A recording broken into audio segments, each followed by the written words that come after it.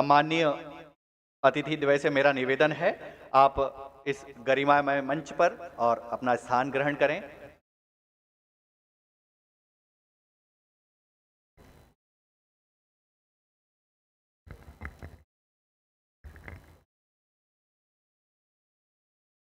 हमारी सनातन परंपरा में हम प्रत्येक शुभ कार्य का प्रारंभ परम पिता परमात्मा के स्मरण से करते हैं।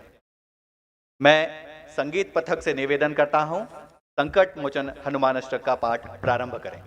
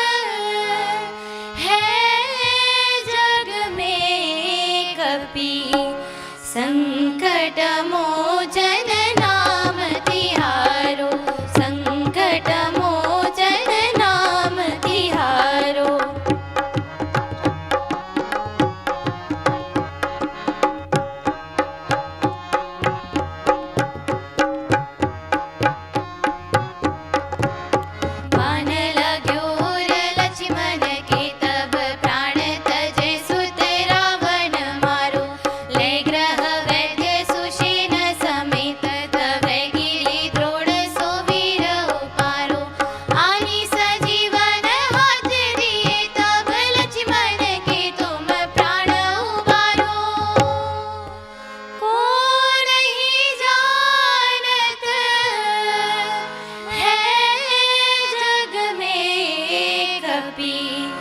संकट मोचन नाम तिहारो, संकट मोचन नाम तिहारो।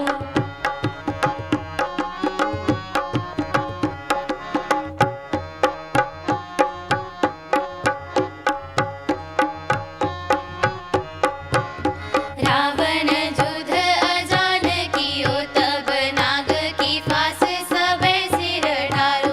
श्री रघुनाथ समेत सबे दर मोह भयो, यह संकट भारो।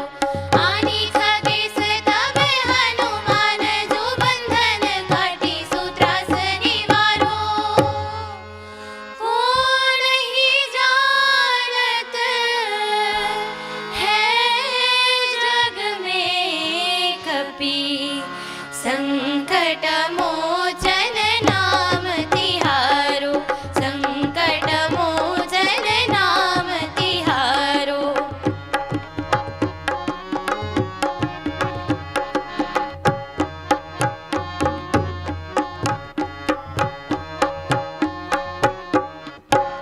बंधु समेत जबे अहि रावण, लै रघुनाथ पताल सिधारो। देवनी पूजी भली विधि, सो भली देहु सबे मिली मंत्र विचारो। जाय सहाय भयो तबहि, अहि रावण सैन्य समेत सहारो। वो नहीं जानत है जग में कपि, संकट मोचन नाम तिहारो, संकट मोचन नाम तिहारो।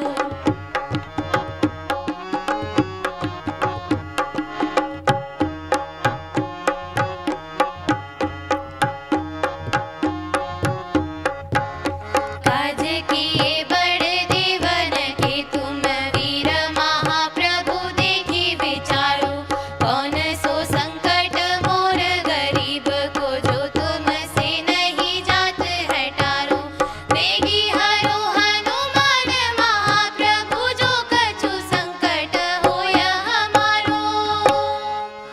को नहीं जानत है जग में कपि, संकट मोचन नाम तिहारो, संकट मोचन नाम तिहारो, संकट मोचन नाम तिहारो, संकट मोचन नाम तिहारो।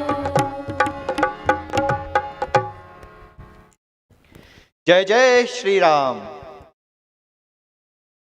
कार्यक्रम के इस अगले क्रम में मैं मंचासीन हमारे कार्यक्रम के आज के अध्यक्ष महोदय एवं मुख्य वक्ता महोदय आपके स्वागत के लिए श्री विनायक जी गद्रे आपको मंच पर आमंत्रित करता हूं।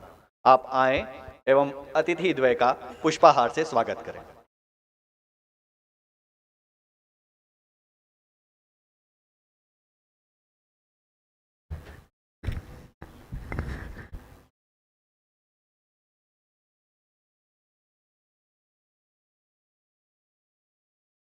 कुछ परिचय हैं। श्री स्वप्निल जी कुलकर्णी, आप मध्य भारत प्रांत के प्रांत प्रचारक हैं। आपका केंद्र भोपाल है। श्री वेदपाल जी संघ के प्रचारक हैं एवं मध्य भारत प्रांत के प्रांत गौ सेवा सह संयोजक, ऐसा आपका दायित्व है। आपका केंद्र हरदा है। श्री धन्नालाल जी दोगने, आप नर्मदापुरम विभाग के माननीय विभाग संघ चालक जी हैं। श्री मनीष जी उपाध्याय, आप हिंदू जागरण मंच के प्रदेश संगठक हैं। आपका केंद्र भोपाल है। श्री अनिल जी अग्रवाल, आप विद्या भारती के प्रांत सह संगठन मंत्री, ऐसा आपका दायित्व है। आपका केंद्र भाऊ साहब भुसकुटे न्यास गोविंद नगर है। आज के इस व्याख्यानमाला के कार्यक्रम के सम्मानीय अध्यक्ष महोदय डॉक्टर राम दोगने, आप निकटवर्ती ग्राम पानतलाई आपका पैतृक गांव है। आप हरदा के एक प्रसिद्ध हड्डी रोग विशेषज्ञ हैं।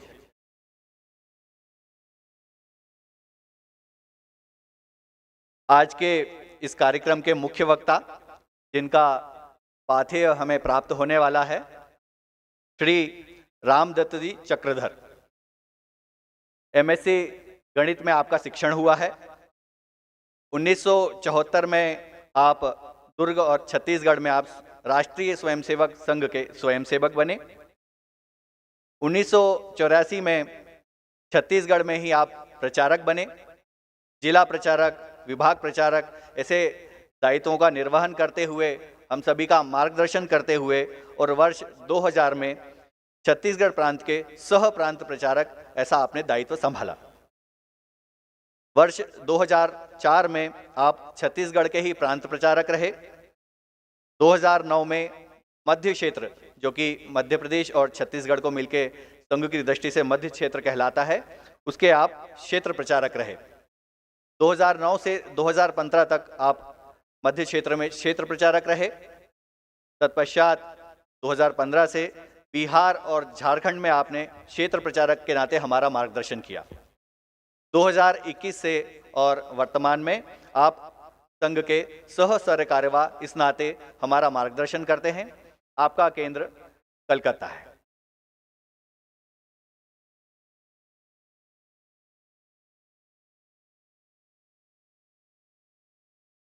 परिचय उपरांत मैं आज के इस कार्यक्रम के अध्यक्ष श्री डॉक्टर राम दोगने जी आपसे अनुरोध करूंगा अपना अध्यक्षीय उद्बोधन हमारे समक्ष रखें।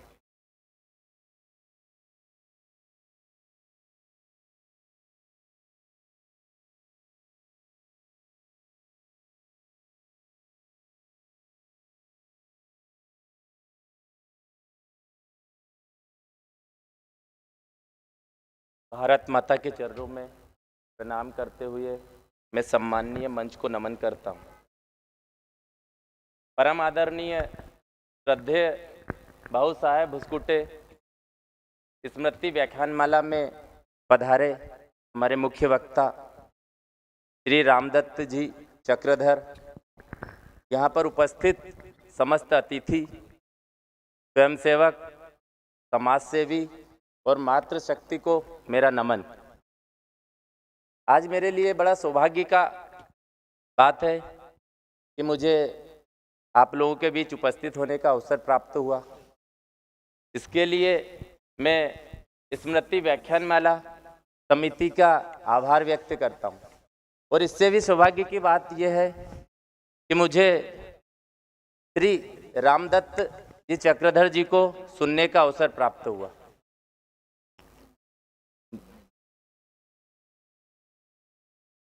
आज का जो विषय है, स्वाधीनता आंदोलन में जनजाति समाज की भूमिका के योगदान को देश के हर व्यक्ति को जानना जरूरी है। इससे युवा पीढ़ी आदिवासी नायकों के इतिहास से परिचित होगी, अपितु जल, जंगल और जमीन से जुड़ने की प्रेरणा मिलेगी। ऐसे जनजाति समाज के बलिदानी नायकों को मैं नमन करता हूं और श्रद्धांजलि देता हूं। और आगे के लिए हमारे मुख्य वक्ता श्री चक्रधर जी मंच संभालेंगे। भारत माता की, भारत माता की, वंदे वंदे। धन्यवाद।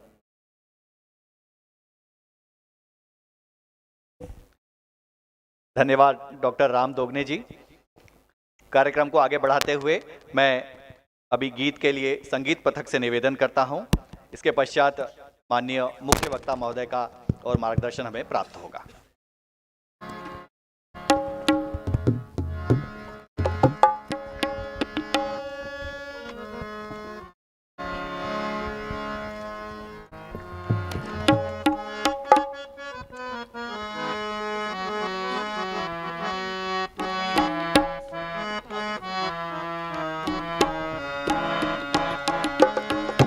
संस्कृति सबकी एक चिरंतन, खून रंगों में हिंदू है। संस्कृति सबकी एक चिरंतन, खून रंगों में हिंदू है। विराट सागर समाज अपना, हम सब इसके बिंदु हैं। संस्कृति सबकी एक चिरंतन, खून रगों में हिंदू है।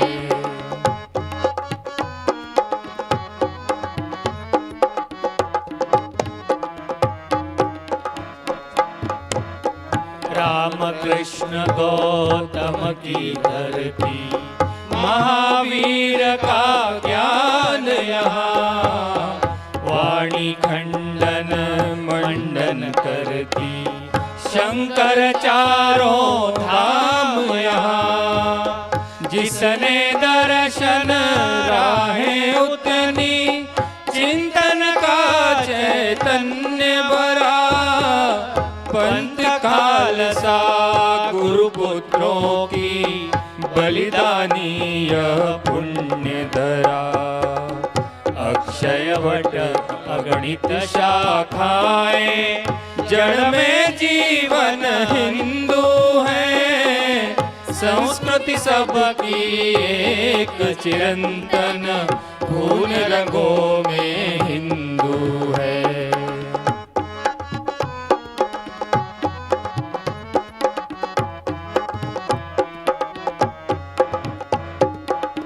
कोटि हृदय है, भाव एक है, इसी भूमि पर जन्म लिए।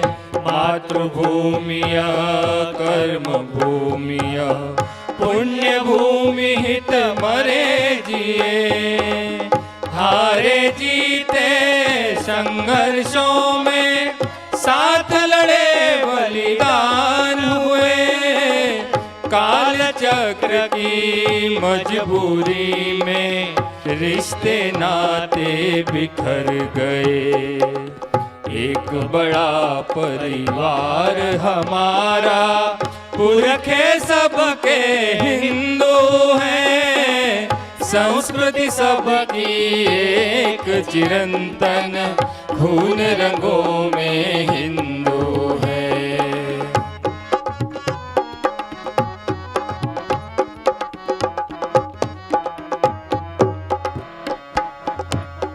सबकी रक्षा धर्म करेगा, उसकी रक्षा आज करे। वर्ण भेद मत भेद मिटाकर, नवरचना निर्माण करें।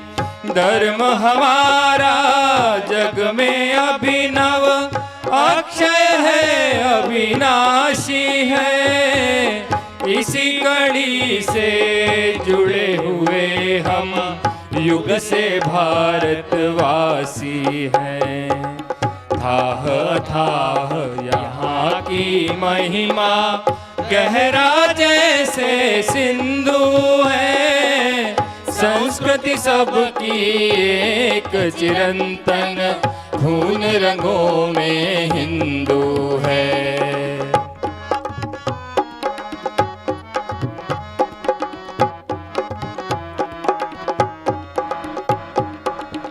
हरिजन गिरिजन वासी वन के, नगर ग्राम सब साथ चले।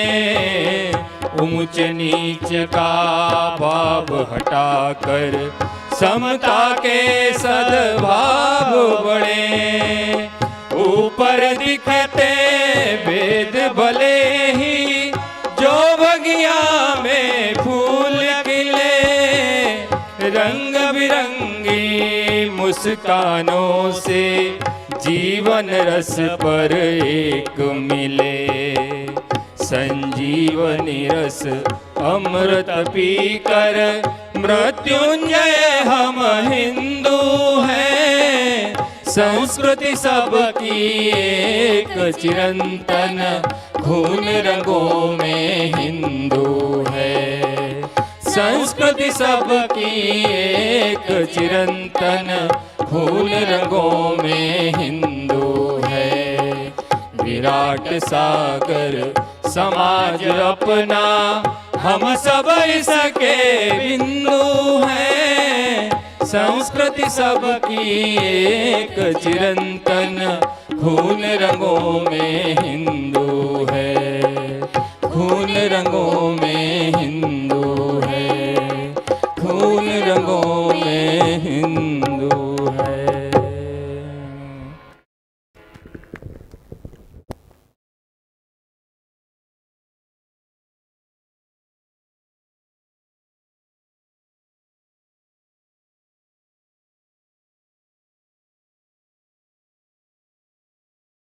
श्रद्धेय भाऊ साहब भुसकुटे स्मृति व्याख्यान माला के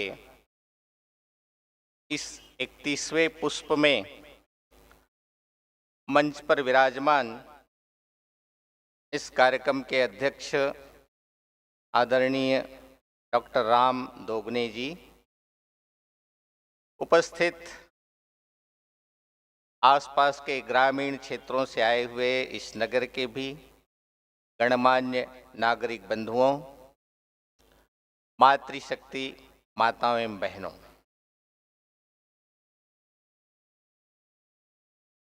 आयोजक महोदय जो संचालन कर रहे थे बार बार कह रहे थे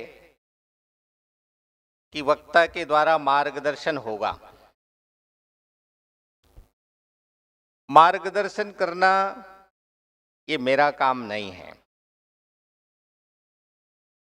मार्गदर्शन करने का दायित्व इस देश के श्रेष्ठ साधु संत, श्रेष्ठ महात्माओं का है। लेकिन आज जो विषय रखा गया है उसके संबंध में आपके सम्मुख कुछ विचार रखने का प्रयास करना, इतना ही मेरा दायित्व है। उससे पाथे मिलेगा कि नहीं मिलेगा, ये आप सब लोगों को सोचना है। आज यह जो समय है वो वैचारिक एक संघर्ष का समय है। संस्कृत में एक सुभाषित है, शस्त्रेण हताः न हता भवन्ति, प्रज्ञा हतांश्च सुहता भवन्ति।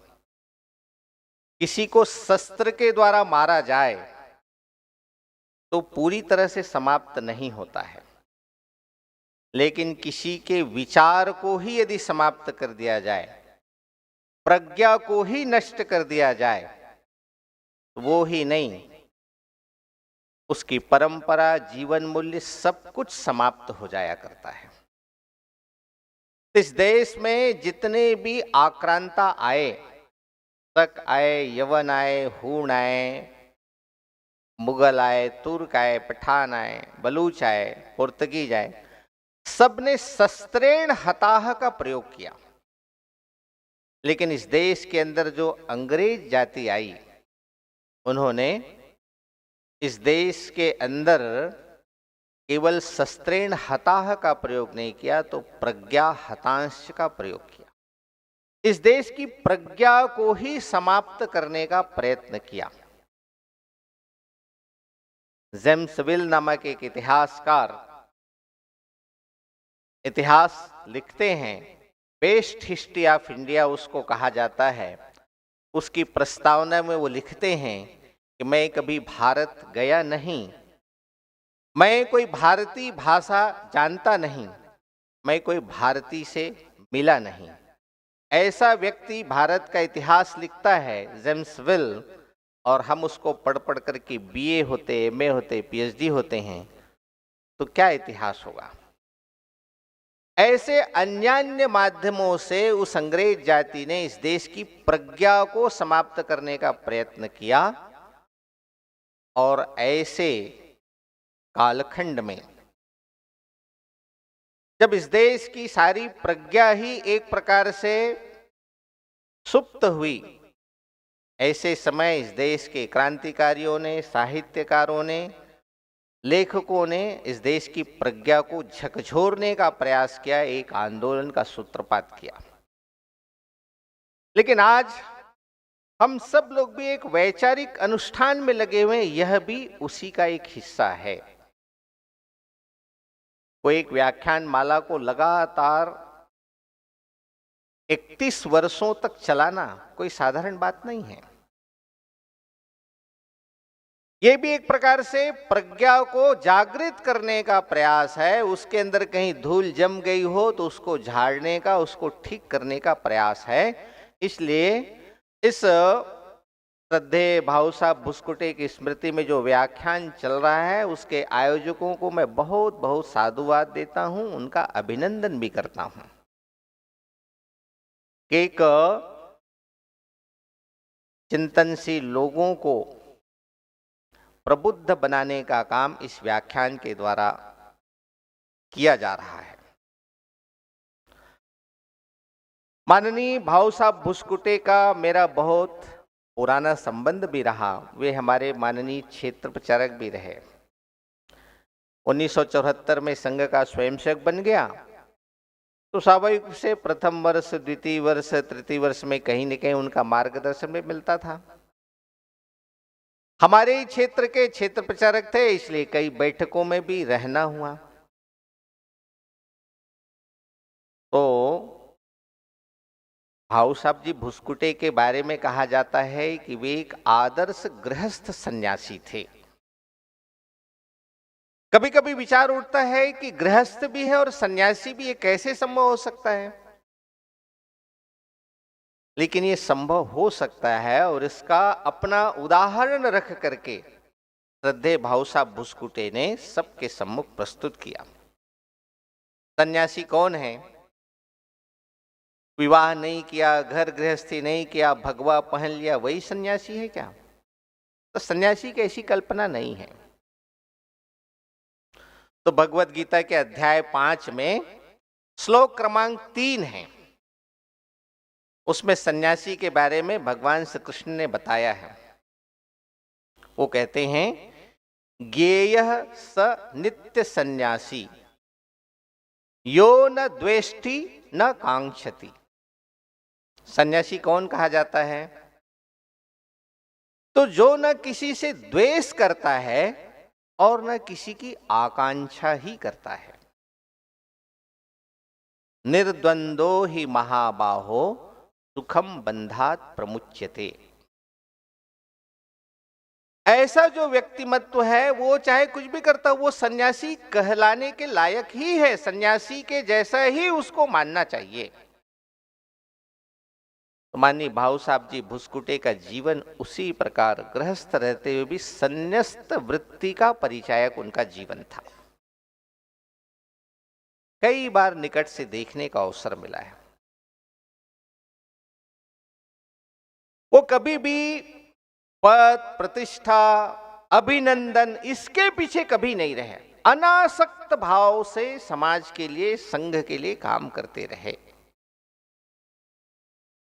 उन्होंने आखिरी में जो भाषण देना था अभिनंदन के समय, जो वो नहीं दे सके, उसमें वो उल्लेख करते हैं 4 लोगों से उनको जीवन में प्रेरणा मिली। एक तो माता जी से प्रेरणा मिली, एक राम कथा कहने वाले एक कार्यकर्ता, उनसे प्रेरणा मिली, परम पूजनीय डॉक्टर जी और परम पूजनीय श्री गुरु जी, राष्ट्रीय स्वयंसेवक संघ के दोनों पूजनीय सरसंघ चालक थे। पूजनीय डॉक्टर जी क्या कहते थे? तो कहते थे, वृत्त पत्रों में नाम छपेगा, पहनूंगा स्वागत समूहार, छोड़ चलो ये तुच्छ भावना, हिंदू राष्ट्र के तारणहार। कंकड़ पत्थर बन बन हमको राष्ट्र नींव को भरना है, ब्रह्म तेज के, छात्र तेज के, अमर पुजारी बनना है। ऐसा परम पूज्य डॉक्टर जी का जीवन था। वैसे ही अक्षरशः जीवन जी कर दिखाने वाले माननीय भाऊ साहब जी भुसकुटे थे। ऐसे माननीय भाऊ साहब भुसकुटे के स्मृति में होने वाले व्याख्यान में हम सब लोग उपस्थित हैं। एक विद्यालय के प्रधानाध्यापक ने अपने ऐसे सब छात्रों के सामने एक प्रश्न खड़ा किया। उन्होंने कहा कि आप लोगों में से स्वर्ग जाने की इच्छा कौन कौन रखते हैं, हाथ खड़ा करो, ऐसा उन्होंने कहा।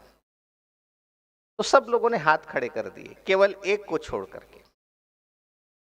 फिर दूसरा प्रश्न उन्होंने किया, अच्छा भाई, आप लोगों में से नरक जाने की इच्छा कौन कौन रखते हैं, हाथ खड़ा करो। कोई हाथ खड़ा नहीं हुआ। जो पहले हाथ खड़ा नहीं किया था स्वर्ग जाने वालों में, वो भी हाथ नहीं खड़ा किया। तो प्रधान अध्यापक ने पूछा कि भाई, आप स्वर्ग जाने वालों में भी हाथ खड़ा नहीं किए थे और नरक जाने वालों में भी हाथ खड़ा नहीं किए थे, तो आप क्या करना चाहते हैं? स्वर्ग भी जाना नहीं चाहते, नरक भी जाना नहीं चाहते, तो करना क्या चाहते हैं? तो कहते हैं, वो विद्यार्थी खड़ा होकर कहता है, मैं स्वर्ग को ही धरती पर लाना चाहता हूं, न मैं स्वर्ग जाने की इच्छा रखता हूं न नरक जाने की, स्वर्ग को ही धरती पर लाना चाहता हूं। वास्तव में यहां पर बैठे हुए सभी सुधी जन स्वर्ग को धरती पर लाने की आकांक्षा रखने वाले ऐसे लोग हैं। इसीलिए कड़ाके की ठंड में हम सब अपना घर छोड़कर इस व्याख्यान में आए हैं।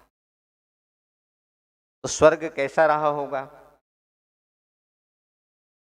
तो हमारे देश के सुप्रसिद्ध कवि हो गए, वो कहते हैं,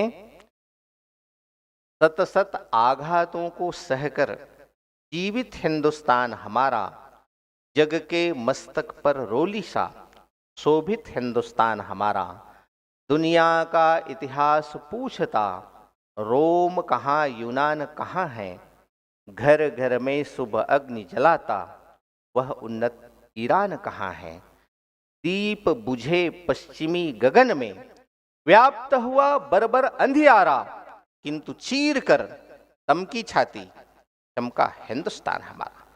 सब प्रकार की प्रतिकूलताओं के बावजूद दुनिया को दिशा देने वाला अपना देश परमप्रिय भारतवर्ष था। ऐसा स्वर्ग के समान अपना देश बने, इसके लिए हम सब लोग लगे, हम सब प्रयत्नशील हैं। उसका एक हिस्सा व्याख्यान माला के द्वारा प्रबोधन भी है। अभी देश के अंदर स्वाधीनता के 75 वर्ष का कार्यक्रम हम सब लोगों ने संपन्न किया, और ये जो कालखंड चल रहा है, ये अमृत कालखंड चल रहा है। आने वाले स्वाधीनता के 100 वर्ष जब पूरे होंगे तो वो बीच का कालखंड है। इसलिए ऐसे समय में हम सब लोगों का ये स्वाभाविक दायित्व है, कर्तव्य है कि ऐसे अपने महापुरुषों को, जिन्होंने स्वाधीनता आंदोलन में अपना अमूल्य योगदान किया, उनको स्मरण करें। इस देश के स्वाधीनता आंदोलन में भारतवर्ष का ऐसा कोई भी कोना नहीं रहा जहां से योगदान न हुआ हो। ऐसा कोई प्रांत भी नहीं कह सकते हम जिस प्रांत से कोई भी योगदान नहीं हुआ होगा।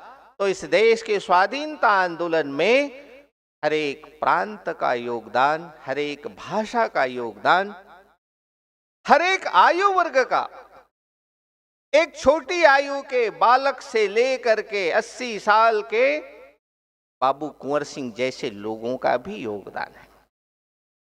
इस देश के स्वाधीनता आंदोलन में मातृशक्ति का भी अभूतपूर्व योगदान है। तो किसानों का भी योगदान है, श्रमिकों का भी योगदान है,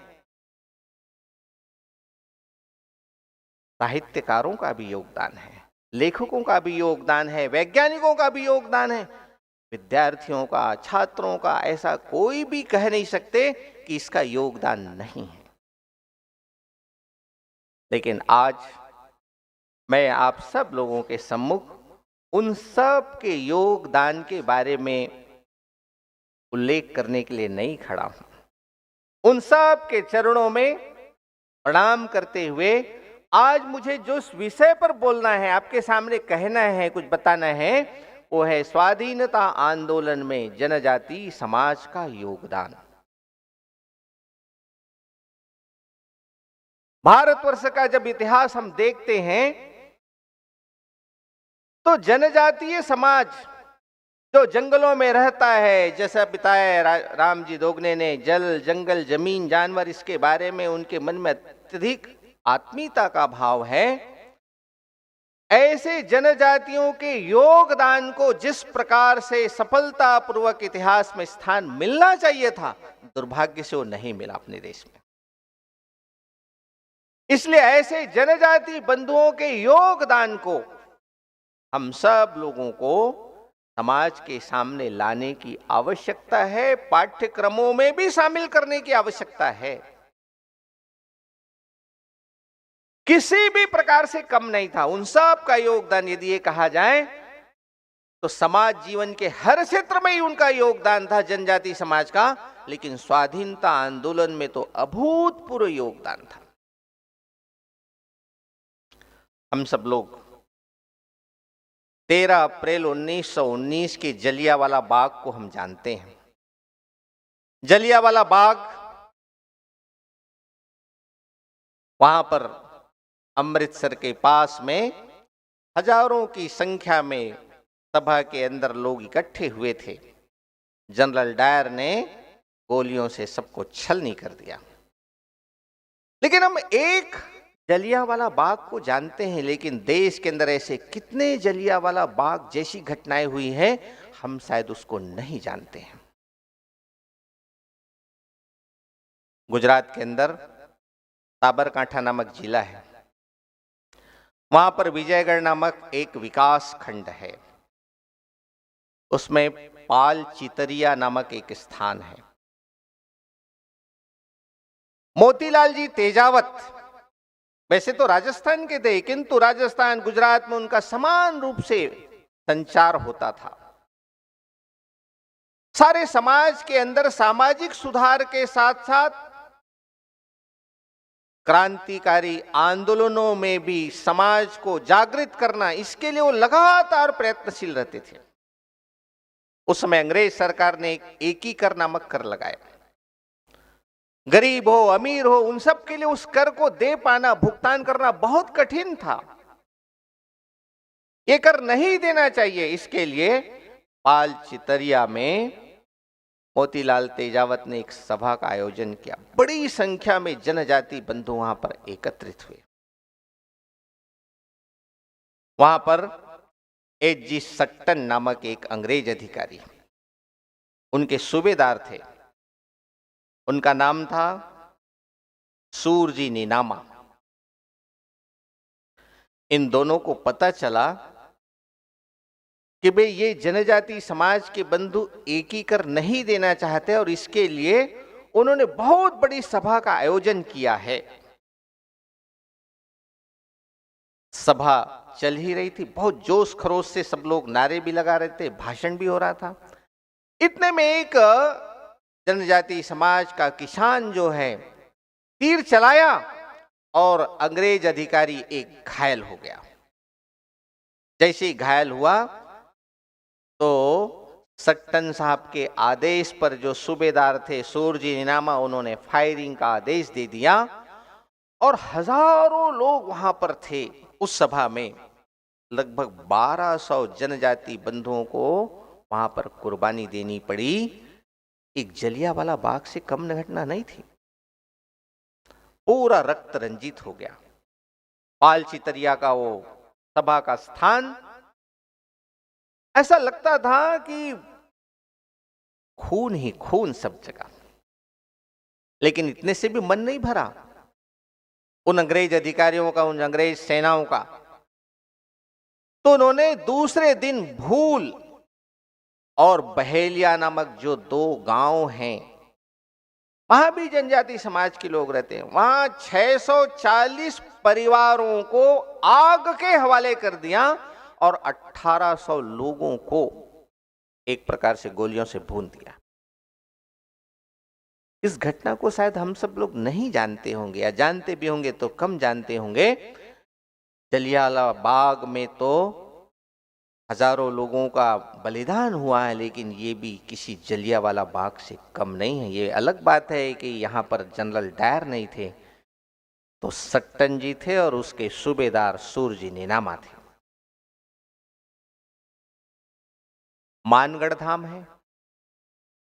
मानगढ़ धाम गुजरात और राजस्थान की सीमा पर है। गोविंद गुरु बहुत बड़े समाज सुधारक हो गए। अभी अभी इस देश के प्रधानमंत्री महोदय भी वहां पर गए थे आजादी के अमृत काल में। गोविंद गुरु ने उस समय अकाल पड़ा था, तो उन्होंने कहा कि भाई जो कर लगाया जा रहा है अंग्रेजों के द्वारा, वो कर माफ कर दिया जाना चाहिए, छूट देना चाहिए। और दूसरी उनकी मांग थी कि अपने क्षेत्र के लोगों को सब प्रकार से धार्मिक परंपराओं के पालन करने में किसी प्रकार की रुकावट नहीं करनी चाहिए।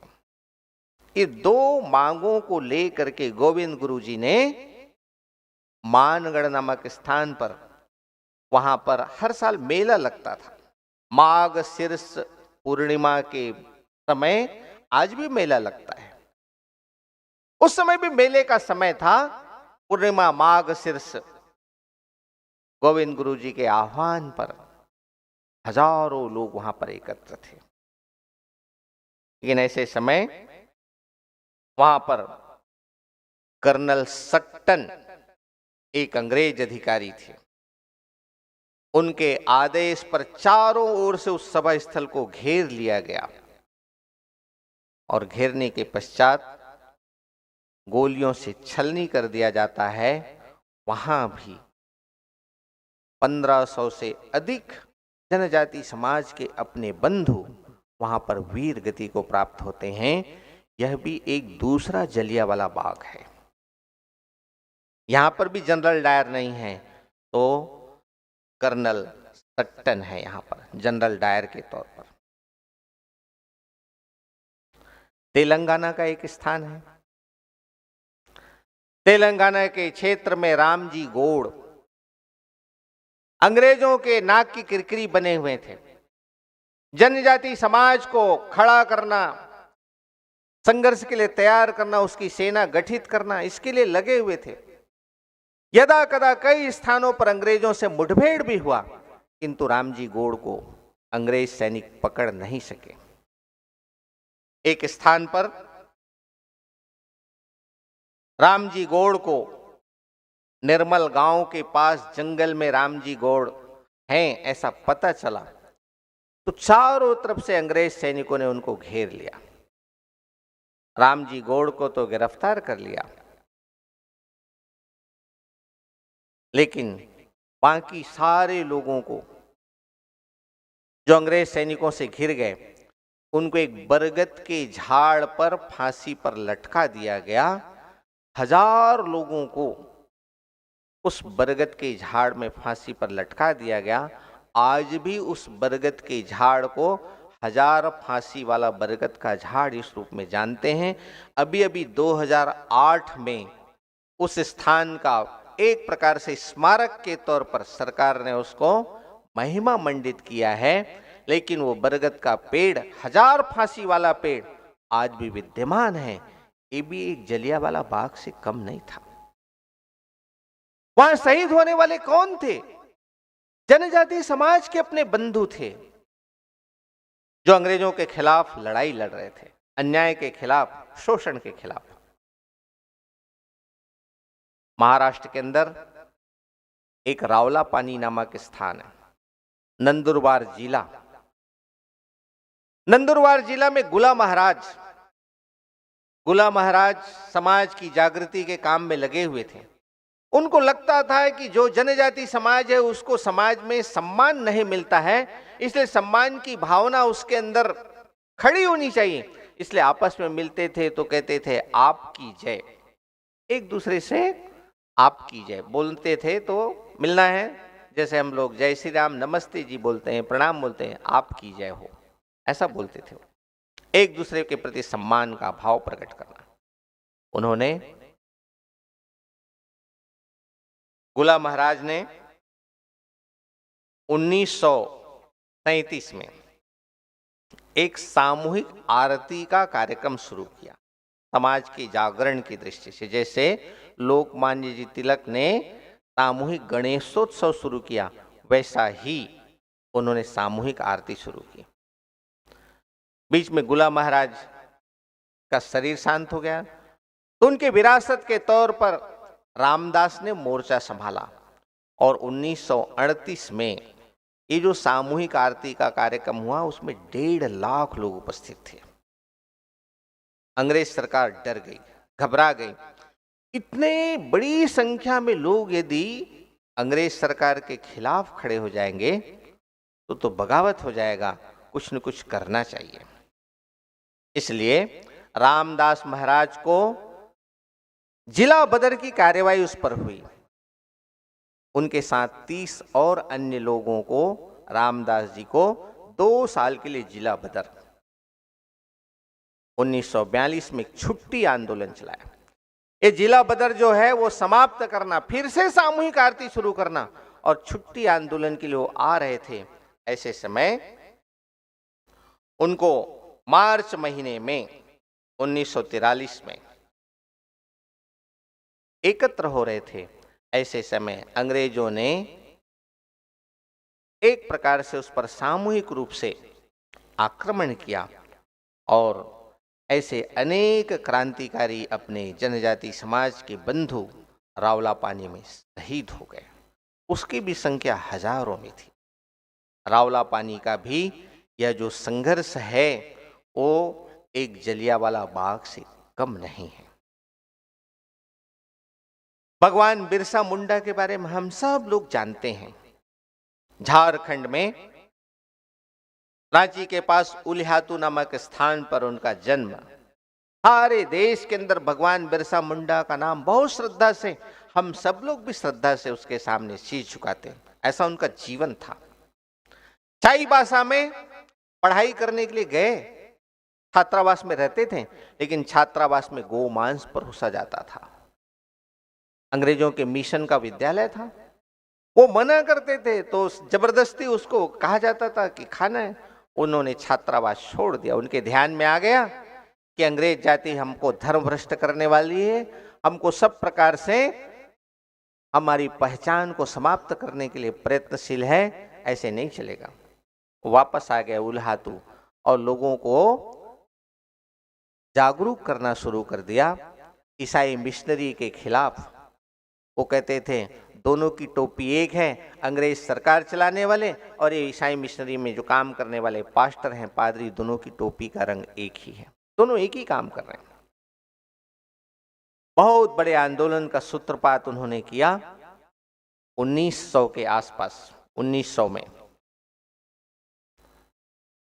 पुंडारी पहाड़ है झारखंड में, वहां पर सब लोगों की एक बड़ी सभा का आयोजन किया। भगवान बिरसा मुंडा ने आहूत किया था। तो गांव गांव से लोग भगवान बिरसा की जय जयकार करते हुए सफेद साफा पहन करके बिरसा के गीत, जनजाति संस्कृति का नृत्य करते हुए सब लोग हजारों की संख्या में इकट्ठे हो गए। इसको देख करके वहां पर स्ट्रीट फील्ड नामक अंग्रेज अधिकारी थे। उन्होंने चारों तरफ से घेर लिया, गोली चालन हुआ, पूरी पहाड़ी एक प्रकार से रक्त रंजित हो गई। किंतु भगवान बिरसा मुंडा वहां से बच निकले। बाद में भगवान बिरसा मुंडा की गिरफ्तारी हुई और रांची के जेल में रहते समय ही उनकी एक प्रकार से आकस्मिक मृत्यु हो गई। कहा जाता है उनको मारा गया, जहर दिया गया। वो आकस्मिक मृत्यु नहीं थी, लेकिन इसी प्रकार से प्रचारित किया गया। सारे देश के अंदर भगवान बिरसा मुंडा का नाम बहुत श्रद्धा से हम सब लोग भी लेते हैं। जनजाति गौरव दिवस के तौर पर 15 नवंबर को हम भगवान बिरसा मुंडा की जयंती भी मनाते हैं। ऐसे एक जलियांवाला बाग नहीं, देश के अंदर अनेक ऐसे जलियांवाला बाग के समान घटनाएं हुई हैं और उसमें शहीद होने वाले, कुर्बानी देने वाले कौन लोग थे, कौन से समाज के लोग थे? तो हमारे गांव में रहने वाले जनजाति समाज के लोग, भील समाज के लोग, ऐसे लोग उसमें बलिदान हुए। कभी कभी हमारे यहाँ कहा जाता है कि इन आंदोलनों में, स्वाधीनता आंदोलन में पुरुषों का ही योगदान ज्यादा था। किंतु जनजाति समाज का इतिहास जब हम खंगालते हैं तो मातृशक्ति का भी योगदान कम नहीं है। पूरे जनजाति इतिहास में माताओं की भूमिका बहुत अभूतपूर्व हमको दिखाई देती है। झारखंड के ही फूलों और झानों, संथाल परगना की 2 बेटियां, भोगनाडी गांव में उनका जन्म हुआ। वैसे तो 4 भाई और 2 बहन, भारतवर्ष के जनजाति इतिहास में चारों भाइयों और दोनों बहनों का बलिदान होना ये छोटी बात नहीं है। क्या आप कल्पना कर सकते हैं, चारों भाइयों की कुर्बानी हुई, दोनों बहनों की कुर्बानी हुई। 30 जून 1855 को हूल अर्थात विप्लव, इसलिए एक सभा का आयोजन हुआ। उस सभा के सफलता के लिए फूलों और झानों दोनों बहनों ने रात दिन एक कर दिया। गांव गांव जाना, निमंत्रण देना, घुड़सवारी करती थी, तलवार चलाती थी, तीर कमान से तीर भी चलाती थी और सब प्रकार से अंग्रेजों से संघर्ष करती थी। छापामारी युद्ध में भी प्रवीण थी और इसके कारण अंग्रेजों से कई बार संघर्ष करते हुए भी बच निकलती थी। दोनों बने फूलों और झानों। वहां पर फूल आंदोलन की सफलता के लिए इन दोनों बहनों का बहुत महत्वपूर्ण योगदान। एक स्थान पर बहराइच नामक स्थान पर बड़ा संघर्ष हुआ और दोनों बहनें लड़ते लड़ते वीर गति को प्राप्त हो गई। इन दोनों बहनों ने अनेक जनजाति बहनों को, युवतियों को तैयार किया संघर्ष के लिए। ऐसे फूलों और झानों को झारखंड के लोग ही नहीं तो सारे भारत के लोग उनको श्रद्धा से उसके सामने नमन करते हैं। ऐसे फूलों और झानों का बलिदान हम सबको प्रेरणा देता है। मिजोरम मिजोरानी रायपुलियानी 1857 में बांडुला, मिजोरम के बांडुला राजा, उन्होंने बहुत वीरता के साथ लड़ाई लड़ी, लेकिन 1889 में उसकी मृत्यु हो गई। तो ये जो रानी हैं रोपोइलियानी, उस समय सारे मिजोरम के छोटे छोटे राजे महाराजे सब अंग्रेजों के सामने नतमस्तक हो रहे थे, अपने आप को समर्पण कर रहे थे। ऐसे समय इस लोपोइलियानी ने जनता का आह्वान किया कि हम किसी भी कीमत पर गुलामी स्वीकार नहीं करेंगे। उन्होंने यहां तक के कहा कि भाई हम संधि स्वीकार नहीं करेंगे।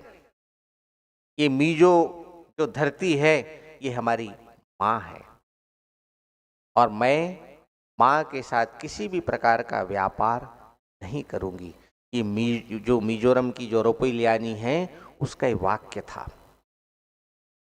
लोगों ने बहुत दबाव डाला अंग्रेजों ने कि उनको गिरफ्त में आ जाए, उनका प्रतिनिधि बन जाए, लेकिन उन्होंने कहा कि हम भूमि के धनी हैं, हमको जबरदस्ती स्वीकार नहीं है, हम किसी भी प्रकार से अंग्रेजों की गुलामी स्वीकार नहीं करेंगे। ऐसे उन्होंने सेना का गठन किया, संघर्ष किया और बाद में यातना के बीच ही रोपोइलियानी जो है वो 1895 में उन्होंने जेल में रह कर के ही अंतिम सांस ली। ऐसी मिजो रानी का बलिदान क्या देश भूल सकता है? अंडमान निकोबार की लीपा, वो भी एक संघर्ष करने वाली महिला थी, उन्होंने भी सेना खड़ी की। ब्रह्मदेश से एक शरणार्थी बनकर के आया दूधनाथ तिवारी, ग्रेट अंडमानियों के बीच में आ गया, धीरे धीरे संपर्क बढ़ाया, उन्हें लीपा से विवाह भी कर लिया, मेल जोल बढ़ा करके। अंग्रेजों के साथ संघर्ष तो चल ही रहा था। अंग्रेज भिन्न भिन्न प्रकार की ज्यादती कर रहे थे, कर पर कर लाद रहे थे। ऐसे समय अंडमान निकोबार के भी जनजाति बंधु उनको सहन नहीं कर रहे थे, उनके खिलाफ संघर्ष के लिए खड़े हो गए। उसको नेतृत्व देने के लिए लीपा एक महिला जो है वो खड़ी हुई। उन्होंने 270 ऐसे तीरंदाजी बहनों को लेकर के पहले संघर्ष किया, लेकिन बाद में वो तारीख थी 16 अप्रैल 1859। अंग्रेज सरकार को लगा कि इससे काम नहीं चलेगा, हमको बहुत बड़ी सेना के साथ हमला करना पड़ेगा। तो लीपा ने भी एक महीने बाद 16 अप्रैल 1859, 17 मई 1859 को 15,000 सैनिकों का एक दल खड़ा किया। पहले से ही रहा होगा, उसको संघर्ष के लिए उतारा, कूच करने के लिए लगाया। लेकिन ये दूधनाथ तिवारी जो ब्रह्मदेश से आया था शरणार्थी बनकर के, उसने एक प्रकार से लीपा के साथ विश्वासघात किया। अंग्रेजों को सारी जानकारी बता दिया लीपा के बारे में, लीपा कहाँ रहती, कैसे रहती। उसके कारण जो ग्रेट अंडमानी जो थे उनकी हार हो गई। लेकिन संघर्ष पूरी वीरता से इन्होंने किया, लड़ाई लड़ते रहे अंतिम समय तक। और बाद में लीपा ने जो किया वो भी इतिहास का एक स्वर्णिम पृष्ठ है। लीपा ने अपने पेट के अंदर पल रहे जो दूधनाथ तिवारी का जो अंश था, उसको उन्होंने कहा कि मेरे पेट के अंदर एक राष्ट्रद्रोही का अंश पल रहा है, ये मैं कतई सहन नहीं करूंगी। ग्रेट अंडमानियों के अंदर कोई भी प्रकार से अराष्ट्रीय गतिविधि करने वाले, राष्ट्र के साथ द्रोह करने वाले का अंश नहीं पनपना चाहिए। उसने समाप्त कर दिया, अपने गर्भ में ही समाप्त कर दिया। इतना बड़ा बलिदान किया, अपने पुत्र को अपने गर्भ में ही समाप्त करने वाले लीपा, वो भी जनजाति समाज की ग्रेट अंडमानी। उसको कोई क्या देश भूल सकता है? कभी नहीं भूल सकता। रानी मां गाइडिनल्यू, नागालैंड के अंदर जिसको रानी मां के रूप में पूरे पूर्वांचल में सम्मान के साथ नाम लिया जाता है, सब प्रकार से हिंदुत्व के लिए, हिंदू संस्कृति के लिए जीवन लगाने वाली, 13 वर्ष की अवस्था में ही वो आंदोलन में कूद जाती है। और 16 वर्ष की अवस्था आते आते उसको आजीवन कारावास की सजा हो जाती है। अंग्रेजों के खिलाफ संघर्ष करते हुए 14 साल तक आजीवन कारावास की सजा भुगत करके जब वो बाहर आई, तो उन्होंने हंग्रामा नामक स्थान पर अपने सैनिकों के साथ हमला कर दिया। उसमें अंग्रेज अधिकारी भी शहीद हुए, लेकिन 7 उनके नागा सैनिक भी शहीद हो गए। रानी मां गाइडिनल्यू को लगा कि धर्म की हानि संस्कृति की हानि है, और संस्कृति की हानि होने से हमारी पहचान ही खत्म हो जाएगी। इसलिए अब मुझे भूमिगत रह करके आंदोलन चलाना चाहिए, समाज को जागृत करना चाहिए। वो भूमिगत हो गई। और कितने साल तक भूमिगत रही? 28 वर्ष तक। 28 वर्ष तक भूमिगत रह करके जब देश स्वाधीन हो गया, तब 1960 में जब अत्याचार अंग्रेजों का बढ़ गया, उसमें तो देश स्वाधीन ही हो गया था। 1947 के बाद उन्होंने आत्मसमर्पण कर दिया डिप्टी कमिश्नर के सामने।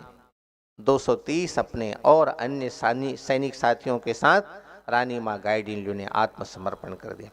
ऐसे रानी मां, पंडित जवाहरलाल नेहरू जब उनसे मिलने के लिए गए थे तो वो कहते थे पहाड़ों की रानी है रानी मां। बाद में वनवासी क्षेत्र में कल्याण आश्रम के कामों के साथ लगी रही। जीवन के आखिरी क्षण तक जेलियांगरांग क्षेत्र में हरक्का आंदोलन को लेकर के धर्म संस्कृति की रक्षा करने की दृष्टि से देश की स्वाधीनता के पहले और स्वाधीनता के बाद भी वो लगातार धर्म संस्कृति के लिए लगी रहे। ऐसी रानी मां गाइडिनल्यू हो गई। 12 वर्ष की भील बालिका कालीबाई राजस्थान के क्षेत्र में डूंगरपुर नामक एक क्षेत्र है, वहां के राजा वो चाहते थे कि मेरे क्षेत्र में किसी भी प्रकार की शिक्षा का फैलाव नहीं होना चाहिए, नया स्कूल खुलना नहीं चाहिए। स्कूल खुलेगा लोग सजग होंगे, लोग जागरूक होंगे, लोग अधिकारों के प्रति सचेत हो जाएंगे, संघर्ष करेंगे, लड़ाई लड़ेंगे। इसलिए जो स्कूल खोलने का प्रयास करेगा उसको दंडित किया जाएगा, ऐसी मुनादी करा दी। लेकिन फिर भी कई लोग थे उस समय डूंगरपुर क्षेत्र में गोविंद गुरु जी की प्रेरणा से कई स्कूल खोल रहे थे, कई चला भी रहे थे। नाना भाई खाट, उन्होंने जमीन दिया। सेंगा भाई, उसने स्कूल शुरू किया। जब पता चला डूंगरपुर के राजा को, बहरावल को, यहां पर स्कूल चल रहा है, मना करने के बाद भी वो नहीं माने हैं, वहां उसके डूंगरपुर के सैनिक आ गए राजा के। उन्होंने कहा कि भाई जब राजा ने बताया है कि यहाँ स्कूल नहीं चलाना, क्यों चला रहे हो? अंग्रेजों के पिट्ठू थे डूंगरपुर के राजा।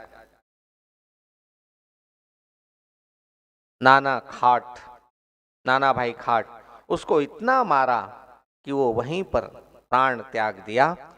सेंगा भाई को जीप से रस्सी से बांधकर उसको घसीटने वाले थे। इतने में ही एक काली बाई, भील बालिका थी, वो उस विद्यालय में पढ़ती थी। सेंगा भाई की एक प्रकार से शिष्या थी। सेंगा भाई उनको पढ़ाते थे। जब पता चला कि इतने हजारों लोगों की भीड़ इकट्ठी हुई है और कोई कुछ बोल नहीं रहा है, तो घर से सब्जी काटने का हंसिया लेकर के आती काली बाई, उसको ललकारती हैं, इसको क्यों पकड़ रखा है, क्या अपराध है इसका? एक 12 साल की भील बालिका वो डूंगरपुर के सब सैनिकों को चैलेंज देती है, इसने क्या अपराध किया है? डूंगरपुर के सैनिक कहते हैं इसने स्कूल खोला है, ये अपराध है, स्कूल खोलना मना है। वो कहती है काली बाई कि गुरु गोविंद सिंह की प्रेरणा से यहाँ गांव-गांव स्कूल खोल रहे हैं, स्कूल खोल करके शिक्षा का प्रचार कर रहे हैं, उसमें कौन सा अपराध है? जिस स्कूल खोलेगा पढ़ाएगा उसको हम गोली से उड़ा देंगे। तो ये काली बाई 12 वर्षीय वो कहती है यदि ऐसी बात है तो सबसे पहले मेरे पर गोली चलाओ। एक 12 साल की बालिका काली बाई, भील समाज की, वो कहती सबसे पहले मुझ पर गोली चलाओ। और ये जो डूंगरपुर के जो सैनिक थे वो जीप से बांधी हुई थी रस्सी से, सेंगा भाई का शरीर उसको घसीटते हुए जीप को आगे चलाने के लिए आदेश दिया। तो काली बाई ने हंसिया से उस रस्सी को काट दिया। ये जो डूंगरपुर के सैनिक थे राजा के, उसने काली बाई को वहीं गोलियों से छलनी कर दिया, वहीं शहीद हो गई। ऐसे 12 वर्षीय काली बाई भील बालिका का बलिदान इस देश के सामने हुआ, वो भी 1947 में जून महीने के, जब देश स्वाधीन नहीं हुआ था। खाली स्वाधीनता आंदोलन में नहीं, तो स्वाधीनता के पश्चात भी देश की रक्षा करने के लिए नीरा और सेला, 2 बहनों का बलिदान। 1962 में चीनी सैनिकों ने हमला कर दिया भारत की सीमा पर, हम सब जानते हैं 62 का युद्ध। चीनी सैनिक भारी पड़ गए। अकेले एक जसवंत सिंह जो है एक सेना अधिकारी, वो लड़ रहा था, अकेले 200 सैनिकों को समाप्त कर दिया जसवंत सिंह ने। लेकिन कितनी देर तक लड़ता? जसवंत सिंह भी घायल हो गया, उसको भी गिरफ्तार कर लिया चीनी सैनिकों ने, उसके निर्ममता से हत्या कर दी। लेकिन फिर भी लड़ाई चल रही थी। चीनी सैनिकों को बड़ा आश्चर्य हो गया, क्या करिए लड़ाई लड़ने वाले कौन है? कोई बटालियन है क्या? कोई छिपे हुए हैं क्या गांव में? जब पता चला कि गांव की 2 बालिकाएं वो लड़ाई लड़ रही, वो बालिका का नाम क्या था? नीरा और सैला। पहले तो सैनिकों को, भारत की सैनिकों को रसद पहुंचाती थी, खाना बना करके देती थी, पानी पहुंचाती थी। लेकिन जब जसवंत सिंह भी शहीद हो गया तो दोनों बालिकाओं ने अपने गांव की रक्षा करने के लिए स्वयं युद्ध लड़ने के लिए हथियार ले लिया। चीनी सैनिकों को जब पता चला कि यहाँ कोई बटालियन नहीं है, 2 बालिकाएं लड़ रही है भारत के लिए, उसने उसको गिरफ्तार करने के लिए चीनी सेना को लगाया। तो चीनी सेना जब उसके गांव की तरफ बढ़ी तो दोनों बालिका नीरा और सैला एक पहाड़ की चट्टान पर कूद करके अपने आप को जीवन समाप्त कर देती हैं। विदेशी दुश्मनों के हाथों में जाने से अच्छा अपने देश के लिए कुर्बानी दे देना, यही ज्यादा श्रेयस्कर होगा। ऐसा बलिदान देने वाली नीर और सेला थी। वो भी कौन थी? जनजाति समाज की थी। मातृशक्ति का बलिदान यह भी जनजाति समाज में हमको देखने के लिए मिलता है। ऐसे अनेक प्रकार की माताएं, ये तो मैंने कुछ जो थोड़ी बहुत जानकारी उसके आधार पर बताया, लेकिन अनेक ऐसी मातृशक्ति, ऐसी माताएं बहनें जिनके बारे में आज भी इतिहास में कोई उल्लेख नहीं है, किंतु अनेक स्थानों पर ये अज्ञात माताएं बहनें आज भी हैं जो स्वाधीनता के आंदोलन में अपने प्राणों को न्यौछावर करने में किसी प्रकार से पीछे नहीं रहे। बंधुओं, मध्य प्रदेश में टांटिया मामा भील, टांटिया मामा को कौन नहीं जानता? हम सब जानते हैं। शोषण के खिलाफ आवाज उठाने वाला यानी टांटिया मामा। संवेदनशील हृदय यानी कौन? टांटिया मामा। अन्याय अत्याचार के खिलाफ लड़ने वाला माने कौन? टांटिया मामा। खंडवा के पास पंधाना क्षेत्र में टांटिया मामा का जन्म, अकाल मृत्यु पिताजी की, अकाल पड़ा, फसलें नहीं होने के कारण, कर नहीं देने के कारण जमीन भी हथिया लिया अंग्रेजों ने। अंग्रेजों के खिलाफ आक्रोश भड़क उठा। टांटिया मामा उनका नेतृत्व करने वाले, सब प्रकार से जहां भी संकट होता था टांटिया मामा पहुंच जाते थे। भीलों की कहीं भी आवश्यकता पहुंच जाते थे, हवा की तरह। लोगों को लगता था देवी चमत्कार है, इसमें तो दैवी शक्ति है, ऐसा लोगों को लगने लगा था। टांटिया मामा गरीब बहनों का विवाह जीवन भर करते रहे, इसलिए उनको मामा की उपाधि मिली। ऐसे टांटिया मामा को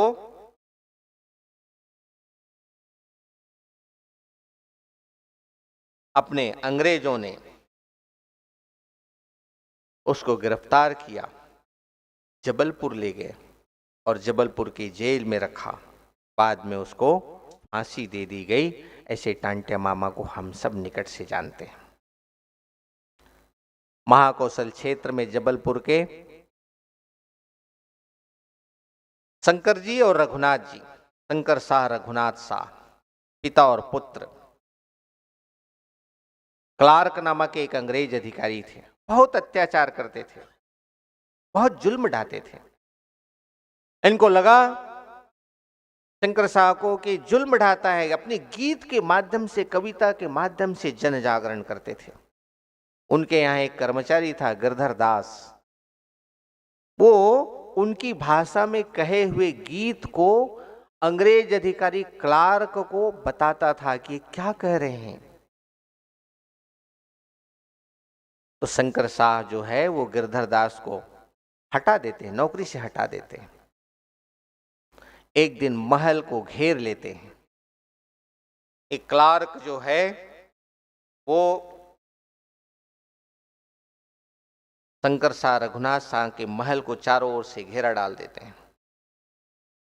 पिता, पुत्र और उनके साथ में 13 अन्य लोगों को गिरफ्तार कर लेते हैं और बाद में शंकर शाह रघुनाथ शाह दोनों, पिता पुत्र दोनों को तोप के सामने रख करके उसको उड़ा देते हैं। उनका बलिदान हो जाता है। लेकिन यही नहीं रुकता है। उनकी पत्नी फूल कुंवर, उसने सारी सेना को फिर से संगठित करके कहा कि जब तक हमारे अंदर सांस है तब तक कि हम अंग्रेजों की गुलामी स्वीकार नहीं करेंगे। उन्होंने मोर्चा संभाला, पिता पुत्र का बलिदान हो गया, किंतु घबराई नहीं वो, और अंत में लड़ते लड़ते वो भी शहीद हो जाती है। ऐसे शंकर शाह रघुनाथ शाह अपने महाकौशल क्षेत्र के मध्य प्रदेश का एक हिस्सा, उनका बलिदान। भीमा नायक का बलिदान। भीमा नायक को तो पोर्ट ब्लेयर की जेल में ले जाकर के उसको काला पानी में रखा गया। रघुनाथ सिंह मंडलोई,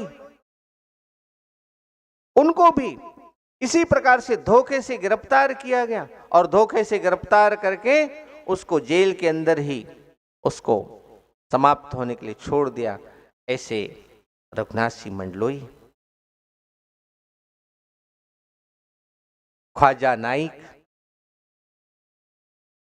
एक से बढ़कर एक क्रांतिकारी अपने, ये सब कौन लोग थे? ये सब जनजाति समाज के ऐसे नेतृत्व करने वाले उस क्षेत्र के ऐसे लोग थे। इन सब लोगों ने सामान्य जनजाति समाज की सेना संगठित करके अंग्रेजों के खिलाफ जो भी उनके पास शस्त्रास्त्र हैं, परंपरागत अस्त्र शस्त्र हैं, तीर कमान तलवार भाला, उसके माध्यम से युद्ध किया। कभी स्वीकार नहीं किया गुलामी, कारावास स्वीकार किया, प्राण देना स्वीकार किया, लेकिन कभी भी गुलामी स्वीकार नहीं की। जल जंगल जमीन अपने धर्म और संस्कृति की रक्षा के लिए ये सब लोग कुर्बानी दिए। ऐसे अपने मध्य प्रदेश के भी अनेक हुतात्मा वीरों को हम सब जानते हैं। झारखंड प्रदेश के बारे में तो हम सब जानते हैं कि झारखंड वनवासी बड़ी संख्या में वहां रहते हैं, जनजाति समाज के लोग। भगवान बिरसा मुंडा का तो बलिदान हम सब लोगों ने देखा ही है। डुम्बारी पहाड़ में एक प्रकार से खून की नदियां बह जाती हैं। ऐसे भगवान बिरसा मुंडा के क्षेत्र में अनेक लोग, संथाल परगना में भोगनाडी गांव, वहां पर जैसे मैंने फूलों और झानों के बारे में बताया, उनके 4 भाई थे, सिद्धो, कानो, चांद और भैरव। 4 भाई, चारों भाई 30 जून 1855 को वो भी हूल आंदोलन के लिए निकले, विप्लव के लिए। उन्होंने कहा आप हमको नेता मानते हो? तो उन्होंने कहा हाँ। 10,000 की भीड़ इकट्ठी हुई, सबने कहा सिद्धो और कानो की आप हमारा नेतृत्व करेंगे। उन्होंने कहा फिर यदि आप हमको नेता मानते हो तो हम लोग 1 साल हम खेती नहीं करेंगे। खेती करने वाले जनजाति समाज, उनको खेती नहीं करेंगे तो कैसे करेंगे? उन्होंने कहा हम लोग कंद मूल फल खा करके जीवन चला लेंगे, खेती नहीं होगी तो अंग्रेज भूखों मरेंगे। अंग्रेज भूखों मरे, हमारे ऊपर अत्याचार होता है, फसल हम उगाते हैं वो सब ले जाते हैं, इससे अच्छा खेती हम नहीं करेंगे, हम तो कंदमूल फल खा करेंगे। ऐसा उन्होंने आह्वान किया। जनजाति समाज खेती करना बंद किया उनके आह्वान पर। उन्होंने कहा कि ये जो सरकार है रेल लाइन बिछाने के लिए हमारी जमीन लेती, किंतु मुआवजे में कुछ नहीं देती है। ऐसी सरकार रहना चाहिए क्या? ऐसे अंग्रेज रहना चाहिए क्या? पूरे जन जागृति का आंदोलन सब चलाते हैं और जगह जगह संघर्ष भी होता है। भैरव जो था वो घायल होता है, फिर युद्ध के मैदान में आता है। चांद लड़ते लड़ते शहीद हो जाता है। सिद्धो और कानो दोनों की गिरफ्तारी होती है और दोनों को फांसी पर टांग दिया जाता है। ऐसे सिद्धो, कानो, चांद, भैरव, फूलो, झानो, एक एक परिवार के 6-6 लोग, 4 भाई और 2 बहनें अपने देश के लिए, धर्म और संस्कृति के लिए अपने आप को कुर्बानी देते हैं। ये छोटी बात नहीं है। नीलांबर और पीतांबर चतरा और पलामू के क्षेत्र में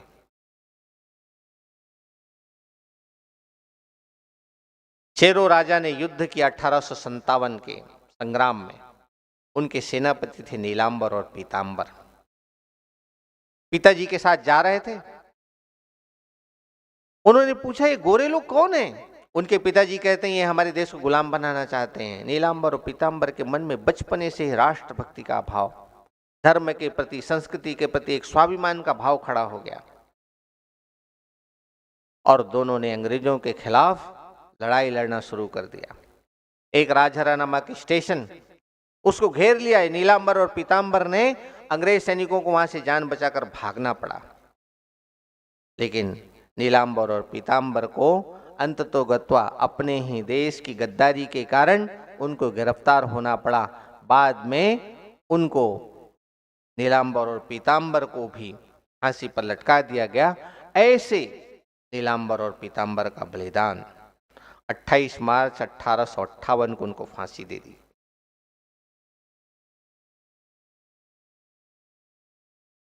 तिलका मांझी, भागलपुर के पास तिलकापुर नामक गांव, सुल्तानगंज और भागलपुर के पास।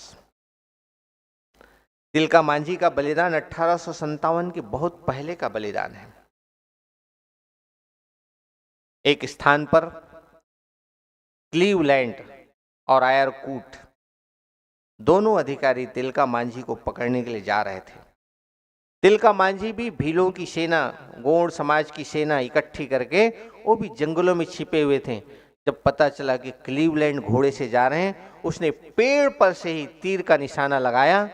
क्लीवलैंड वहीं धराशायी हो गया, वहीं गिर गया, खत्म हो गया। आयरकूट अपने अंग्रेज सैनिकों के साथ बनारस से भी और सेना की टुकड़ी बुला करके उनके गांव तिलकापुर को घेर लिया। ये लोग क्लीवलैंड मारा गया इस खुशी में आनंद मना रहे थे, लेकिन किसी ने पता बता दिया तिलकापुर में ऐसा ऐसा आनंद उत्सव चल रहा है, चारों ओर से घेर लिया जाता है। तिलका मांझी को गिरफ्तार करके उनको 4 घोड़ों में बांध करके उस घसीटते हुए भागलपुर के बाजार में लाया जाता है और सबके सामने तिलका मांझी जीवित थे उस समय। तिलका मांझी को फांसी पर लटका दिया जाता है भागलपुर में। और वो कब की घटना है? 1857 के 90 साल पहले 1785 में ही तिलका मांझी को फांसी दे दी गई थी। इतना पहले उन्होंने जनजाति समाज के लिए, उन्होंने नहीं तो देश के लिए संघर्ष किया। अंग्रेज यहां पर नहीं रहना चाहिए, इसके लिए बुद्धू भगत ने भी अनेक प्रकार से अपने जनजाति समाज को इकट्ठा करके उनको सब प्रकार से संगठित किया और उन्होंने भी अंग्रेजों के खिलाफ लोहा लिया। झारखंड की धरती पर रांची में सिलगई नामक स्थान है, वहां पर उन्होंने बोगारी नामक पहाड़ को अपना केंद्र बनाया और बोगारी पहाड़ में अनेक जनजाति बंधुओं को इकट्ठा किया। जब पता चला अंग्रेजों की वहां पर इतने सारे लोग इकट्ठे हुए, अंग्रेजों ने उसको घेर लिया। अंदर से भी गोली चल रही है। बुद्धू भगत के जो भक्त हैं, अनुयायी हैं, अंग्रेज सैनिकों का जो घेरा था उसको चारों तरफ से घेर लिया। बाहर से भी उन पर हमला, अंग्रेज सैनिकों पर, अंदर से भी हमला, दोनों तरफ से हमला। लड़ते लड़ते बुद्धू भगत,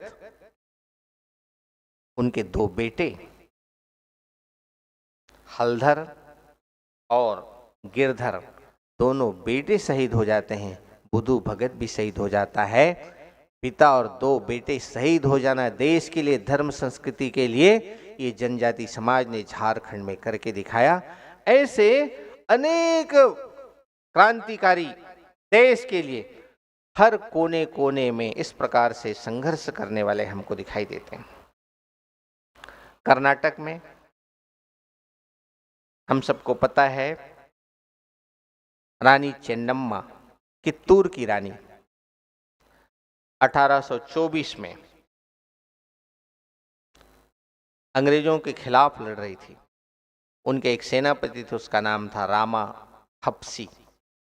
हप्सी किसको कहते हैं? जो जंगल में रहते हैं, जंगल में रहते हैं, सब प्रकार से संघर्ष करने, बलिष्ठ शरीर, कहीं भी जा सकते हैं, किसी भी प्रकार से चल सकते हैं, ऐसे उसको हप्सी कहा जाता है। जनजाति समाज के उनके सेनापति थे। कित्तूर की रानी चेन्नम्मा, उसको कोई संतान नहीं थी। डलहौजी ने हड़प नीति चलाई थी। ऐसे लोग जो हैं, कोई दत्तक पुत्र लिया जाता है उनके द्वारा तो उसको स्वीकार नहीं, उसके राज्य को हड़प लिया जाता है। चित्तूर की रानी चेन्नम्मा के भी कोई संतान नहीं, दत्तक पुत्र लिया, उसको अंग्रेजों ने अमान्य कर दिया, उसके राज्य को हड़पने की योजना बनाई। उसने रामा हप्सी को नेतृत्व दिया अंग्रेजों से युद्ध करने का। और अंग्रेजों से युद्ध करते करते रामा हप्सी के बारे में इस प्रकार की मान्यता थी, कोई युद्ध करेगा तो विजय उसके ही पक्ष में होगी, जीत उसी की होगी, ऐसी उसके बारे में मान्यता थी। तो रामा हप्सी जीतते हैं। ब्रिटिश अधिकारी थेंकरे उसको वहीं पर मार गिराते हैं और विजय का झंडा बुलंद करते हैं। ऐसे रामा हप्सी, कित्तूर की रानी चेन्नम्मा के सेनापति। सूरपुर के एक राजा थे वेंकटप्पा, उनके पिताजी की अकस्मात मृत्यु हो गई। वेंकटप्पा की मां ईश्वरम्मा, उन्होंने राजकाज संभाला।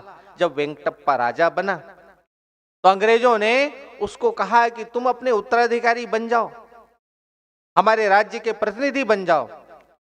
तो लॉर्ड डलहौजी को वेंकटप्पा ने चिट्ठी लिखा, हमको ये प्रस्ताव स्वीकार नहीं है, हम किसी भी कीमत पर ये स्वीकार नहीं करेंगे, हम संघर्ष करेंगे, आपकी गुलामी स्वीकार नहीं करेंगे। वेंकटप्पा को तोप से उड़ाने, उसको गिरफ्तार कर लिया गया। तोप से उड़ाने के लिए घबराती थी अंग्रेज सरकार, अंग्रेज पुलिस, क्योंकि विद्रोह हो जाएगी जनता में, इसलिए उनको जेल में बंद रखा, मैसूर के जेल में। वहां से सिकंदराबाद ले जाते समय वेंकटप्पा को गोली से उड़ा दिया गया और कहा गया कि उन्होंने आत्महत्या कर ली। ऐसे वेंकटप्पा का बलिदान, वो भी जनजाति समाज के, कर्नाटक में, उड़ीसा के अंदर वीर सुरेंद्र साय, संबलपुर के पास उनका गांव है, खिंडा गांव, राजघराने से थे। सुरेंद्र बहादुर, वीर सुरेंद्र साय, उनको अंग्रेजों ने सब प्रकार से छकाने की कोशिश की। उन्हें गोंडों की सेना बनाई, गोंड समाज की सेना बनाई। उनको 2 बार गिरफ्तार किया, एक बार गिरफ्तार करके हजारीबाग जेल में रखा, हजारीबाग जेल से छूट कर आ गए, फिर दूसरी बार गिरफ्तार किया, फिर जेल में डाला, वहां से भी छूट गए। संबलपुर में हमला किया अंग्रेज अधिकारियों ने, संबलपुर में हमला किया तो उस समय इनके जो भतीजे थे वो शहीद हो गए। कई सारे सैनिक सुरेंद्र साय के वो भी शहीद हो गए, लेकिन सुरेंद्र साय पकड़े नहीं जा सके। बाद में सुरेंद्र साय को एक दगाबाजी के द्वारा विश्वासघात करके उनको पकड़ा जाता है और सुरेंद्र साय को फांसी पर लटका दिया जाता है। ऐसे वीर सुरेंद्र साय उड़ीसा के जननायक हो गए। फुलबनी कंध जाति, जनजाति समाज, एकदम सुदूर पहाड़ अंचल में, उस कंध समाज के बीच में वीर चक्र बिसोई, ऐसे अलग अलग, बिसोई मतलब एक छोटा छोटा क्षेत्र, उसको उसका प्रमुख एक धनुर्जय भंजदेव का राज्य था, तो एक एक क्षेत्र के प्रमुख को बिसोई कहा जाता था। तो एक क्षेत्र का जो प्रमुख था वो था चक्र, उसका नाम था चक्र बिसोई। वहां पर अंग्रेजों के द्वारा धीरे धीरे करके उड़ीसा के पहाड़ी क्षेत्रों में भी जब पदार्पण हो गया, तो चक्र नामक जो राजा थे उन्होंने अपना सेना गठित करके उसका विरोध करना शुरू किया, संघर्ष करना शुरू किया। एक छोटा सा क्षेत्र जहां बहुत सकरा रास्ता था, उस सकरे रास्ते पर जहां 2 लोग युद्ध कर सकते थे, वहां पर चक्र बिसोई ने मोर्चा संभाला, अंग्रेजों को भगाया, आगे बढ़ने नहीं दिया और अंततोगत्वा वहां लड़ते लड़ते चक्र बिसोई शहीद हो गए। फुलबनी क्षेत्र अर्थात कंध समाज, बहुत प्रकार से अभाव अज्ञानता उसके बीच में रहने वाला समाज, शिक्षा में कम होगा, किंतु धर्म संस्कृति और देश के लिए बलिदान देने वालों में वहाँ के समाज कई प्रकार से अन्य समाजों से अग्रणी दिखाई देगा। ऐसे उड़ीसा, कर्नाटक, उस क्षेत्र में भी हम सब लोगों को दिखाई देता है। तेलंगाना के कुमराम भीम, आसिफाबाद जिला, जंगल कानून लाया था 1865 में अंग्रेजों ने।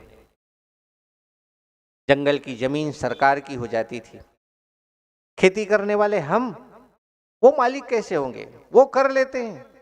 कुमराम भीम ने उसके खिलाफ जन जागरण किया। एक तरफ निजाम की सेना, दूसरे तरफ अंग्रेजों की सेना। 10 वर्ष तक लगातार संघर्ष किया। भीलों की 300 की सेना संगठित करके जोर्डन घाट में संघर्ष किया कुमराम भीम ने, और बाबा झरी नामक एक स्थान पर संघर्ष के दौरान कुल मिलाकर के शहीद हो जाते हैं। ऐसे कुमराम भीम तेलंगाना के। अल्लूरी सीताराम राजू, अल्लू सीताराम राजू गोदावरी जिले के, कौन नहीं जानता। इस प्रकार का वीर, इस प्रकार का साहस।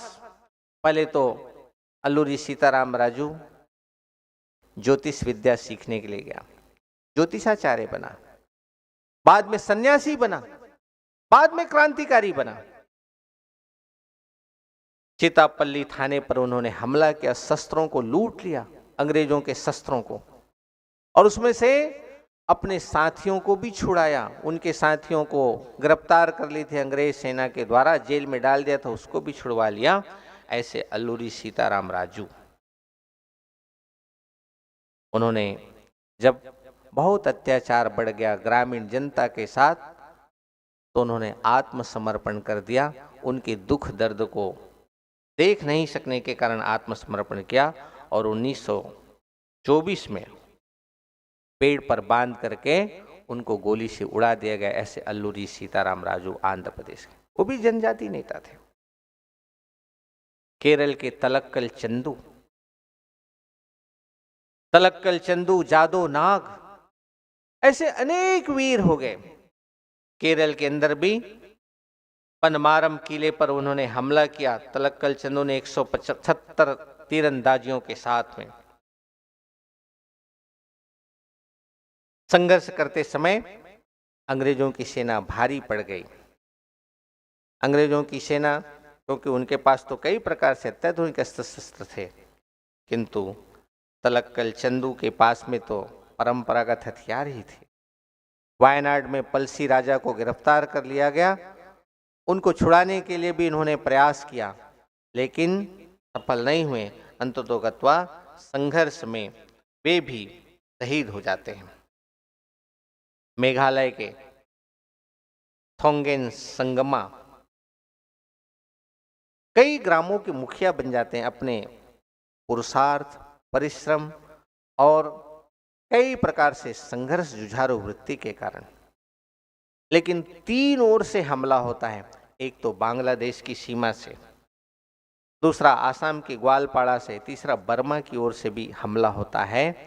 उन तीनों हमलों को एक तरफ जब बांग्लादेश से टिक्कन करके कैप्टन वो आए थे, तो नदी पार करना था, सोमेश्वर नदी, तो सोमेश्वर नदी के किनारे अपना शिविर लगाए हुए थे, लेकिन दोनों ओर से सेना आना अभी बाकी था।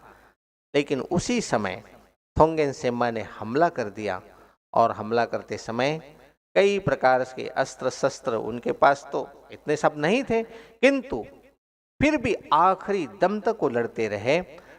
दोनों तरफ से जो सेना आने वाली थी वो भी आ गई, मिल गई, तो थोंगेन संगमा जो है वो कमजोर पड़ गए और उनके हाथों आ गए, गिरफ्तार हो गए। वहां पर उनको अपनी कुर्बानी देनी पड़ जाती। मणिपुर के जादोनांग, हेपाऊ जादोनांग, वो भी हरक्का आंदोलन में रानी माँ गाइडिनल्यू के साथ काम करते रहे। धर्म और संस्कृति की रक्षा के लिए अंग्रेजों से लड़ते लड़ते वे भी शहीद हो गए। छत्तीसगढ़ के अंदर हम देखेंगे तो छत्तीसगढ़ में भी शहीद वीर नारायण सिंह हैं। तो बस्तर के अंदर धुरवा राम है, गुंडाधूर है।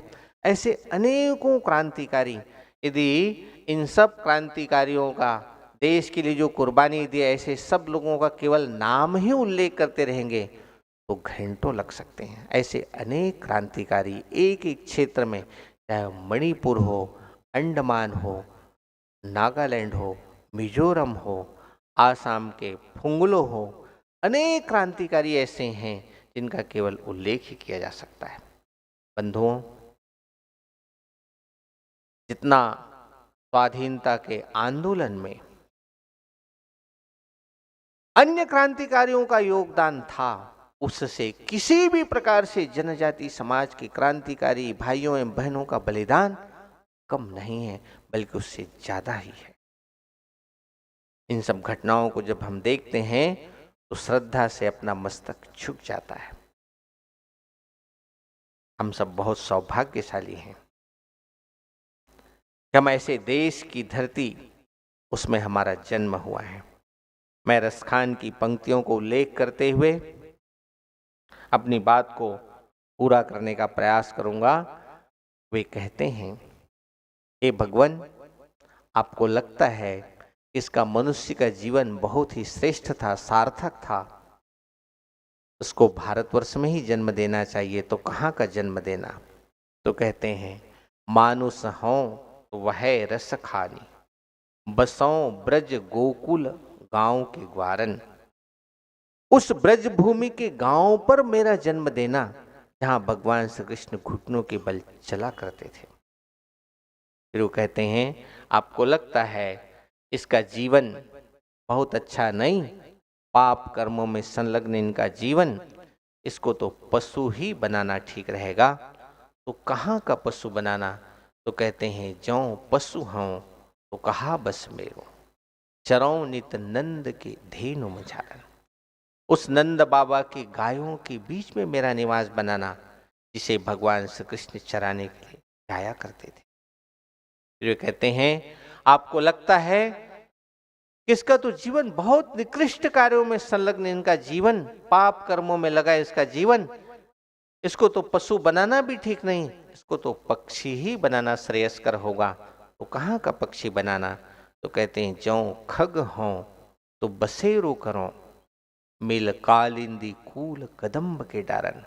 उस यमुना के किनारे जो कदम्ब का झाड़ है, वहां मेरा घोंसला बनाना, वहां का पक्षी बनाना। कभी भगवान श्री कृष्ण आएंगे, उस कदम्ब के झाड़ पर बैठकर बांसुरी बजाएंगे, उनके धुन को सुनकर के मैं अपने आप को कृतार्थ कर सकूं। वे कहते हैं, आपको लगता है मनुष्य बनाने के लायक भी नहीं इसका जीवन, पशु बनाने के लायक भी नहीं, पक्षी भी बनाने के लायक नहीं, इसको तो पत्थर ही बनाना ठीक रहेगा, क्योंकि पाप कर्मों में संलग्न इनका जीवन रहा है। तो कहाँ का पत्थर बनाना? तो कहते हैं, पाहन हो तो वह गिरी को धरयो हरिछत्र पुरंदर कारण। भगवान श्री कृष्ण ने ग्वाल बालों के साथ मिलकर जिस गोवर्धन पर्वत को धारण किया था, उस गोवर्धन पर्वत का पत्थर बनाना, इस देश का पत्थर होना, यह भी सौभाग्य की बात है।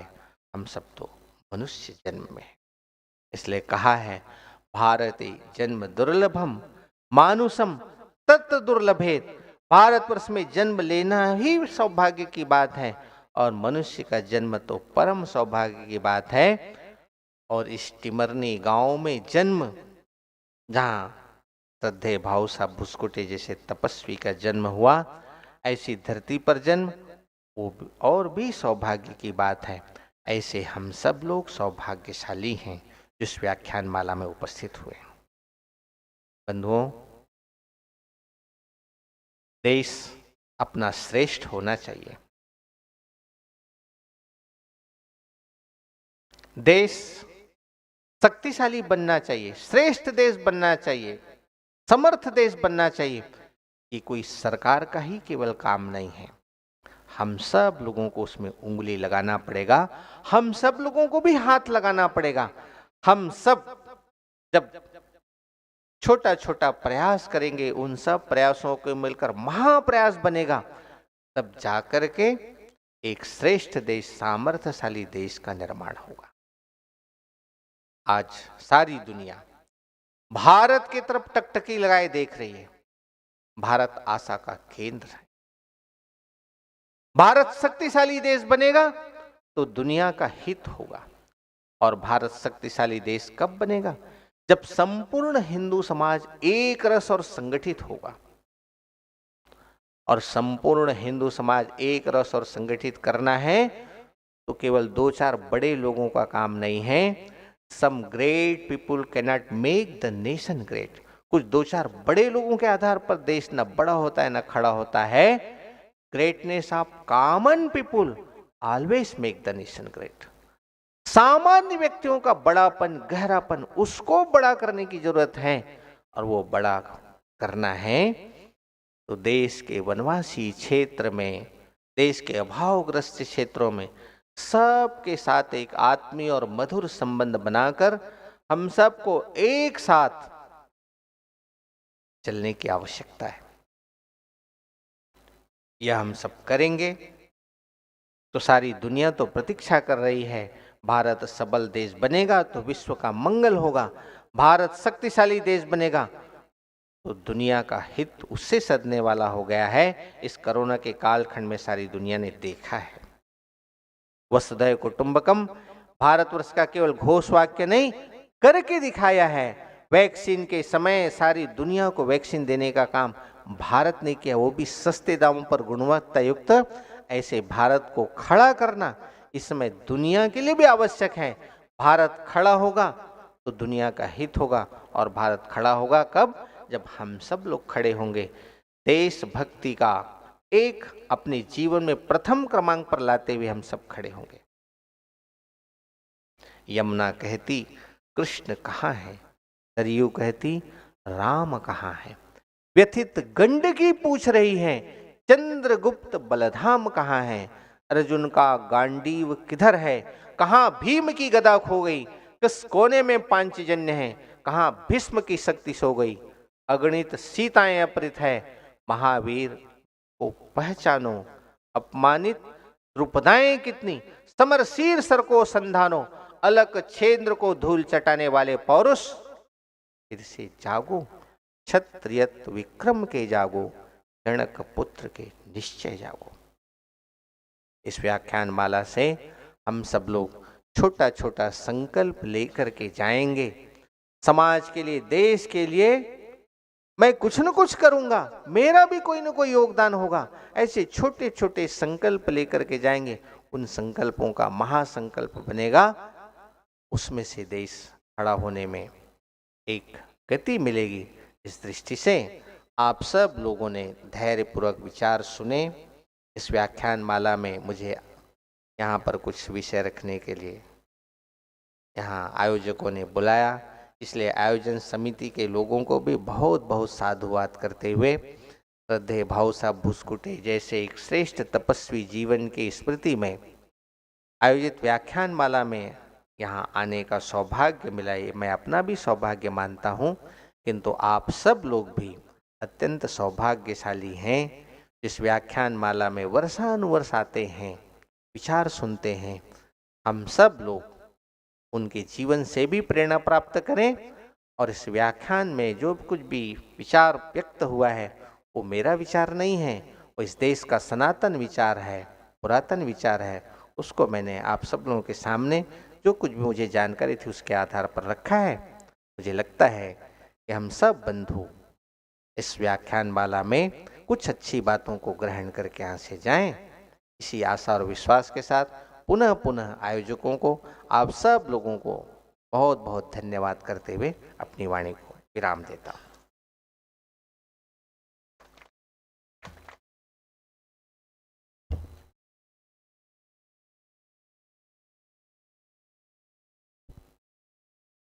धन्यवाद आदरणीय श्री रामदत्त जी।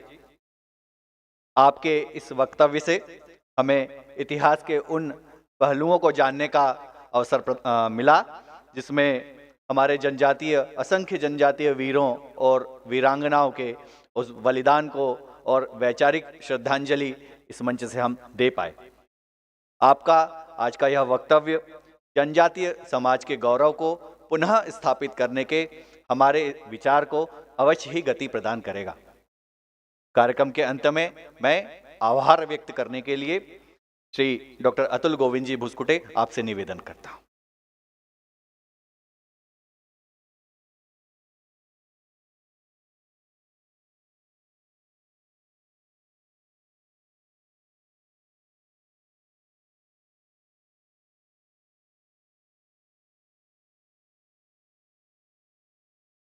मान्यवर अध्यक्ष महोदय, मान्यवर रामदत्त जी, आभार प्रदर्शन एक औपचारिक कार्यक्रम है। मैं ऐसा अनुभव करता हूं, यद्यपि व्याख्यानमाला समिति इस नाम से यह कार्यक्रम होता है, लेकिन अगर इसको व्याख्यानमाला परिवार कहा तो कोई अतिशयोक्ति होगी ऐसा मुझे नहीं लगता। और यथार्थ में वक्ताओं की और अध्यक्ष महोदय की तो बात है ही, लेकिन असली शोभा तो श्रोता ही है।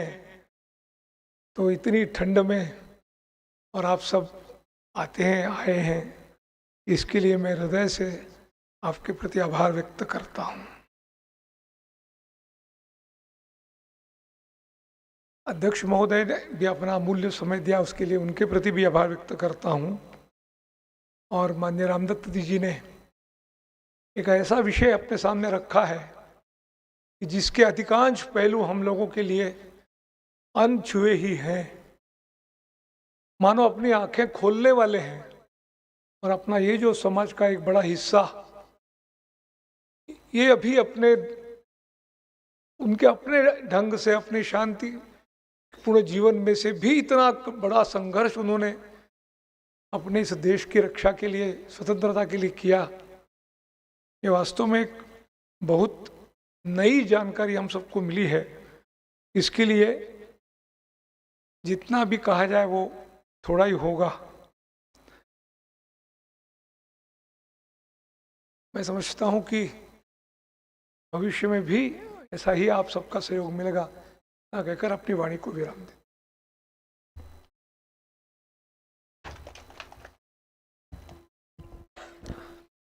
कुछ सूचनाएं हैं।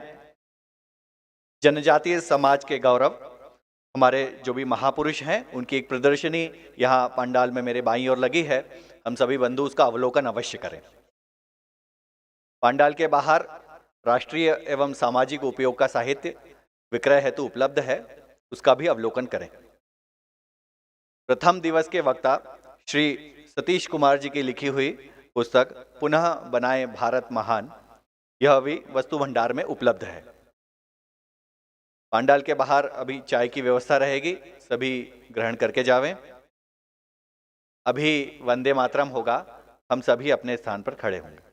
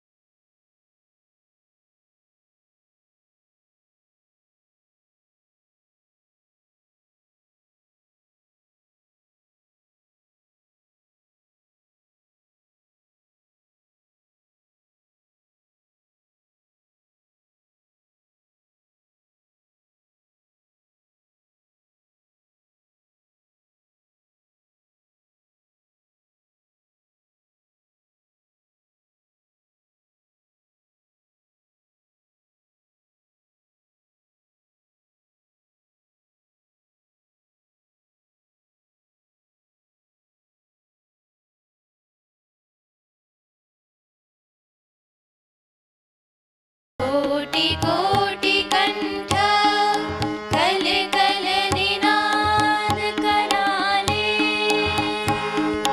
कोटि कोटि भुजई मृत खर करवाले।